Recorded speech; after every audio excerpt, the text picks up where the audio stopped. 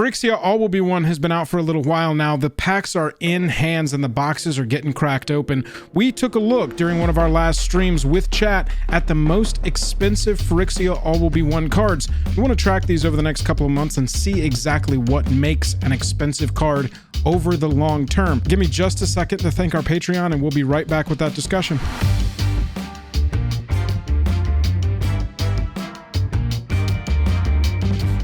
Highest level of gratitude to our patrons who power the channel through Patreon. Check out the Patreon link in the description to learn about monthly giveaways, VIP Discord access, and even our official playmat. Top 8 most expensive cards that are only in boosters. These are just the draft boosters. Most expensive cards. Yeah. Top 2, relatively self-explanatory. Elish has been on the top of everyone's list. Atraxa has exploded in the last 2 days. At great length. Yeah. About Atraxa. Got a whole other video about Atraxa Grand Unifier. Go check that one out. Mondrak Glory Dominus at 3. Also seems self-explanatory to me. Right. I actually sold mine. I sold mine to our buddy Ryan, who was like, hey, I want that for my Risk the Redeem deck. Yeah. He was like, I still need a doubling season. I was like, yeah, you'll definitely want both in the long term, but yeah. Mondrak is definitely a good card. No, definitely proxy doubling season right now. There'll be a reprint of it soon. Mondrak for me is like, if you can find it around 20, I don't hate that price for Mondrak. If he dips down to 20, I don't think you'll ever hate having that card in the collection. Sword of Fortune Frontier at number 4 at $23.50. Bro, I am so surprised. This is actually, this one. Yeah, this is one of the biggest shockers in the top 10 to me as well. Yeah, Sword of Sinew and Steel and Sword of Truth and Justice, when those came out in Modern Horizons and they didn't really take off. But I mean, we kind of talked about this sword and we were high on it. We put this on our top commander cards from this set because it's good. Yeah. It essentially has an impulse draw and an explore on it that work together. You don't get the draw like an explore has, but you get the impulse draw and the explore that, like, if the land is in what you find in the impulse, you can play it from there. It works really well. Yeah. It's also a crazy art. It's not like anything we've seen on the other swords. It's very much like kind of a weird looking sword. Very Mirrodin. Very Mirrodin. Yeah. Yeah, the protections here I don't really care too much about. Get you around, what's the wording on, I don't know the exact wording on Blasphemous Act. Does Sword of Fortune Frontier get you around that? It doesn't, because Blasphemous Act, it doesn't target. Deal damage? Oh, I see. But well, whatever. I thought it does. Wait, it gets around Blasphemous Act? I'm not 100% sure. Oh, yeah, because Blasphemous Act deals damage. Yeah. That's what I thought. Right. That's what I thought. That's right. So, I mean, protection from 13 damage from one of the most played board wipes in the entire game. What else? Frick, I agree. Maybe, protection from red and green, you're punching through green and red tokens. So goblins and plants, but I think it's the generic abilities. Most equipment decks are going to want this in Commander because the 2 abilities below are generic, man. Exile the top 2 cards of your library. You can play them this turn. You can play an additional land. That's good in any strategy. Any strategy. Pro green, I like pro green, and the reason is because our other green sword, well, we have Feast and Famine, which I'm not going to even try to say that that's a bad sword, even though its abilities are kind of niche. But Body and Mind is poopy, baby. Body and Mind is not very good. So, like, for me, having pro green, when a lot of people like to play big green stuff, being able to get past like big beefy boards, that's a big deal too. So yeah, I think it's a good card. I like it. Yeah, Hearth and Home is good. This one I think is still, this one is a hype price to me still. $18 for a mythic, Ichormoon Gauntlet, 3-man artifact. Planeswalkers you control have O proliferate and -12 take an extra turn. Let's ignore that. Ignore that whole group of text. Sure. 3-mana artifact. Whenever you cast a non-creature spell, choose a counter on target permanent. Put an additional counter of that kind on that permanent. So with EDH strategies, you're looking at +1/+1 counters is going to be the top for this kind of strategy, right? Like what other cards, what other types of counters would you reliably want to be able to proliferate over and over again? Gotta be +1/+1 counters in my mind, right? Charge counters, blah. Yeah, Loyalty, I mean, it's clearly well, it's clearly an Atraxa card, right? It's like exactly. It's 100% a Planeswalker card, but yeah, Super Friends is a popular archetype, but it's less popular than +1/+1. And so my point is, if we look at the +1/+1 decks here on EDH Rec, the tops you're seeing: Mono Green 5,000, Gruul 4,000, Bant has blue in it. My point is Selesnya 7,800, 8,000 decks. My point doesn't play in there, right? Yeah. The top decks, Simic has 5,000, has almost 6,000. And when you look at these commanders, you know, Azuri, Piran Toothy, that's definitely going in there. Ew, Rolesk. Rolesk ain't a We don't word want for to see you. Rolesk. You know, so my point is that yes, it will be played, and yes, it is a killer app in those archetypes. Yeah. But at $18, this just doesn't seem like it to me. Having that, I mean, looking at the top, I do love having all of my planeswalkers just have to proliferate. Oh, it's busted. Yeah, It's I mean, so if you busted. can slam. Look, I played the Rainbow Bridge deck for a while after that card came out, Chromatic Bridge, whatever it was called, and it can get oppressive if you're slamming planeswalkers. You know, planeswalkers become a really strong strategy in mass. A lot of people know that planeswalkers aren't strong in EDH because you got 3 different turns of 3 different people coming at those planeswalkers to kill them. But if you've got 8 planeswalkers, it's kind of hard to decide who we target down. Because they're all bad. They're all giving you repeated value every turn. And then on top of it, you're drawing cards and you have a hand. Those things are probably also refilling. So yeah, you slam down 8. 7 of them proliferate. That last one to go definitely gets to use its ultimate, right? Yeah, definitely. So it's we'll pretty see. cool. I don't like it at $18. I think it's a good card. I think it's a $10 it's a card that gets better with age. I don't know if its price gets better with age, but the more planeswalkers that exist, the more people will want to tinker with it. You know, it could go into a constructed deck that cares about planeswalkers. If you're really trying to like proliferate the shit out of your walkers, this could make its way into some sort of constructed thing in the future. Maybe low to the ground walkers, you know, Teferi Time Raveler comes to mind. Like being able to get additional loyalty out of that is kind of crazy. Well, and Teferi always ran with Narset. So you got 2 of them there. Yeah. Yeah, so there might be something there. Buzzfuzz says, I don't know where to put my copy and I'm so mad. Yeah, Narset Super Friends. Someone said everyone is playing Super Friends and Historic Brawl, Garbage says. Yep, Ichormoon Gauntlet. Vraska Betrayal's Sting at about $15. I don't mind this price. I think that this is about where this one will settle. $12. You draw, you lose 1 life and proliferate for 0. That's pretty sweet. Plus, you can play it for 5 and 2 life. So it gets, playing it for 5 is a big deal. Right.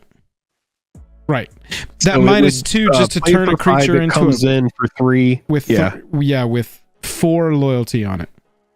Wait, 4 loyalty for each. So you think 2 life, 2 fewer. Yeah, got 2 it. life, 2 counters. So you can immediately uptick it to 5, draw a card. It doesn't protect itself, so it does have that goes against it, which is something that we typically look for. But it has removal built in. Target creature becomes a treasure artifact. Yeah. Everything else lost. They gotta it's kind of like reminiscent of Oko. Right, exactly. You could do it to yourself too, which is kind of interesting. If you wanted to ramp, you could. I think that this one is pretty fairly cost. I think that, you know, there's potential for this to be like an $8 mythic if it really doesn't hit any of the extended constructed formats, and I think it's probably a little too slow for those. I mean, I would compare it to like, yeah, there is an uptick, JVT. It's the proliferate.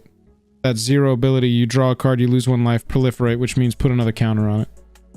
Yeah, so you would get an uptick from it there. Yeah. But I just don't. I mean, I look at it. I compare the Liliana Dreadhorde General, and it's not as good as that card. Yeah. The -2, it is way super dialed back from where Oko was. But being able to turn creatures into treasure is really interesting. Well, I mean, Oko did it to like had much better coverage, but and could hit the battlefield for 3 mana instead of right. Oh my god, yeah, instead of 5. I mean, it had artifact or creature loses all abilities and becomes an elk. Sometimes but it was also an uptick. It's so fun to come back and look at this card and be like, what the fuck were they thinking? It comes in with 4 loyalty for 3. Like, are you out of your mind? This it comes card in with banned. 4 loyalty for 3. Pioneer, Modern, Legacy, Explorer, Historic, all banned, and it's still a $15 mythic. In 2019, they took some serious loony pills and they decided we are going to make the craziest card that anybody has ever seen. It will look like a fan-made card, and we're going to release it anyway. All right. Absurd. 7th most expensive card in the boosters. Regular treatments. This one, I am actually surprised. I thought the price on this was overhyped when I saw it at 6s and 7s, and I am so surprised that it has gone up. Well, the problem is, Jake, is that whenever a creature you control becomes the target of a spell, target opponent gets a poison counter, the first part of that is easily manipulated. Whenever a creature you control becomes the target of a spell, that's easily manipulated. It's a combo. It's a combo piece. Right. It's just like, or maybe not a combo like where you can go infinite with it, but you can just essentially go all in on solitaire venerated rotpriest and just kill somebody as fast as possible. Yeah, I haven't vetted this video yet, but I knew that they existed, and I want to check this out real fast. Easy turn 2 wins with Toxic Modern deck. If you haven't ever checked out the Epic Storm, we can decide together if they're good, and we can go subscribe to them. Let's see where we got the little combo here. Utopia Sprawl, Mishra's Bauble, playing Breach. All right, so by the time we're here, you've got Ground Rift. Venerated Rotpriest is being targeted by target creature without flying can't block this turn, and it's got Storm. And so it's a sorcery, 1 red sorcery with Storm. You storm it out with Underworld Breach, and then you cast Corrupted Rift, or what is it called? Caustic Rift? Ground Rift. You play D-Hammer, good to know. Rift. Says Epic Storm is high quality analysis. Okay, cool. Oh, nice. Excellent. I haven't watched Epic Storm before, but you should go subscribe to Epic Storm. I mean, yeah, this is exactly as advertised. You storm off with Ground Rift, you target Rotpriest 10 times, you're done. So all you got to do is get up to a storm count of 9, cast that. So it essentially it plays a bunch of storm cards. It plays Manamorphose, it plays Ritual, it plays Grape Shot. Breach, Bauble, you do Ritual. have you do have DRC in there, and it's like Blood Moon's coming out of the sideboard here. And the Golgari Archaeomancer that came out of Modern Horizons too. I love to see that card getting some play. Beseiju also in the board. An Archaeomancer. Dude, that Archaeomancer, I love that for Gruul.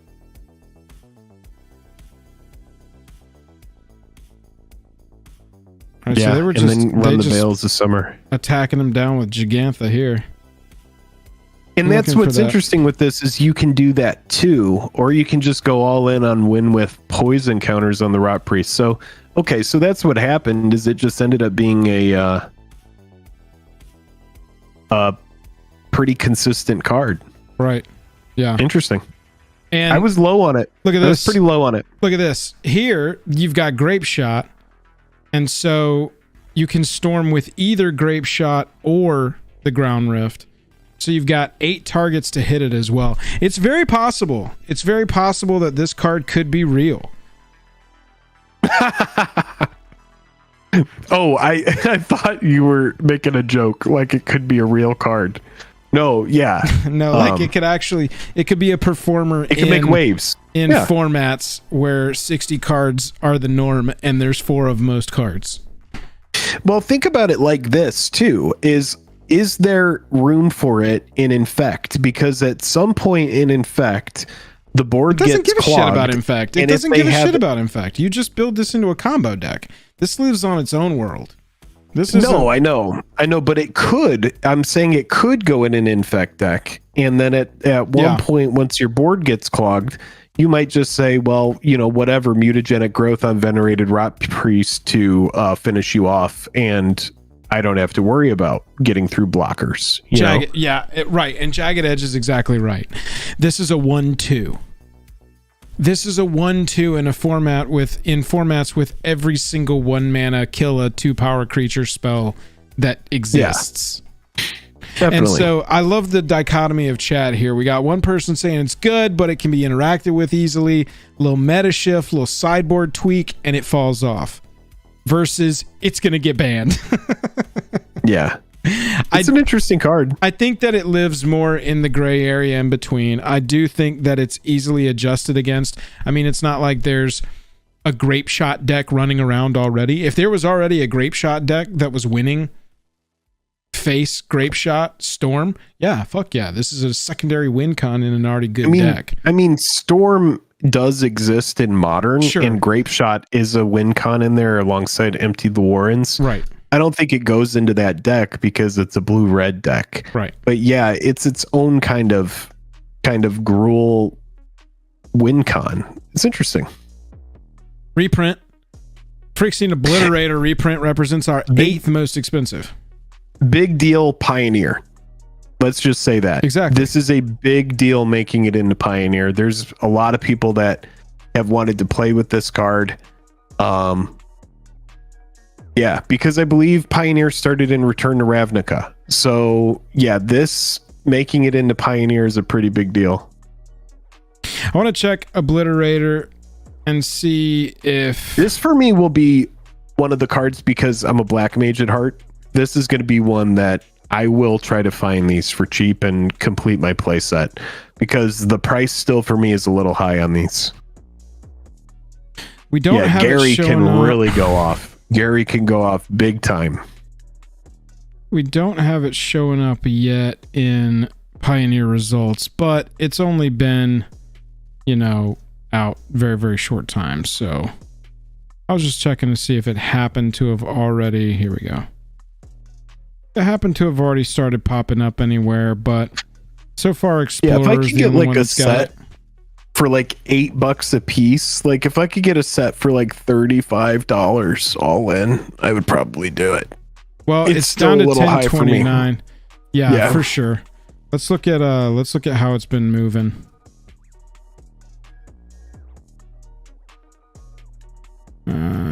This one. So it's getting pretty close. Let me look at eBay on it. Yeah. Yeah, you've got near mint completed listings in the 9s. Oh, look at this. Near mint foil got snapped up for $8.75. Near mint $9.50. Yeah, I mean, you might better keep your eyes peeled. This one might be able to go even lower. Very possible. Yeah, eBay is 13s, so I'm just gonna wait on it. The thing is it's like you were talking about, right? Is right now this is the big hot set. The bundles haven't even made it to people, and that's going to put even more of these on the market. So it's kind of like in this video I just did where what I'm buying, where I waited 2 months after Brothers War came out to buy foil Mishra's Baubles, which is a card that you need 4 of for decks. And I bought the foil retro border for $5, and I just checked the price and it's $250. So if I had waited 2 months longer than when I bought it, I could have got it for cheaper. So does Phyrexian Obliterator go sub 10 and stay there for a long time? I think it does. I think it could. I think It's it just will. my thoughts. Because it got 2 special treatments. It got the ink and it got the oil slick. Keto enjoy. Yeah, exactly. I do want to see the oil slick as well. Right. It's going to have all of these versions driving down those base copies. If the base copies are all you want, get it going. After Obliterator, we've got All Will Be One. A lot of people have been comboing off pretty hard with this one. This is the one where it deals that much damage to an opponent, a creature, or a planeswalker an opponent controls, according to putting 1 or more counters on a permanent or player. Now, this counts when, if All Will Be One is on your battlefield and you play a planeswalker, you're putting all of those loyalty counters on it. And so if you got a planeswalker coming in with 6 loyalty, 5 loyalty, All Will Be Ones on the battlefield, you're automatically shooting 5 or 6 damage around the battlefield. So any planeswalker, same thing. Any Super Friends deck, always going to want this card. We just looked at all of the different archetypes that heavily play, all of the different color pairings that heavily play +1 counter themes. Red was Gruul representation right there. And then Blightsteel Ninja in chat making my next point for me.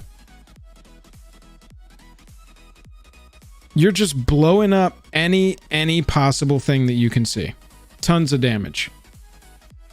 I like that this one has when it enters, all of the counters get put on it, and that's what does all the damage. What do you think of this one? It's fine. I haven't given it much thought, honestly. This card hasn't been on my radar.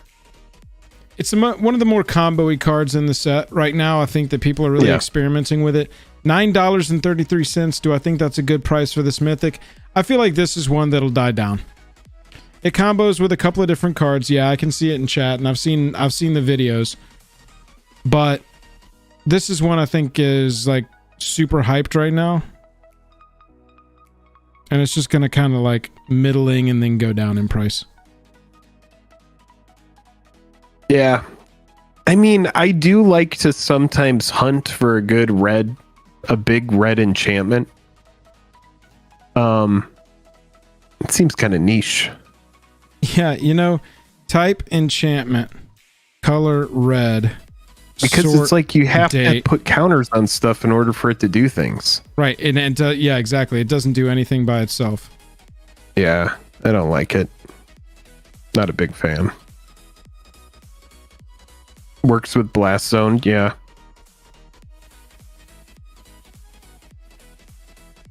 Oh, yep, Dark Depths has 20 counters go on it. I see. So looking at our big silly enchantments here. Arcane Bombardment, Fiery Emancipation before it. Arcane Bombardment was super hyped, and then it came out, and then it went down to $3. Bro, that card took a big dip. I mean, look at it. A massive dip. This one it's 1 more mana, but whenever you cast your first instant or sorcery each turn, I mean, that is so much more doable in so many more decks than this. This is niche. $9. I've changed my mind. $9 is not a good price for this card, definitively, in my opinion. I think that this one goes down. Put one or more counters on a permanent or player. All Will Be One deals that much damage to target opponent.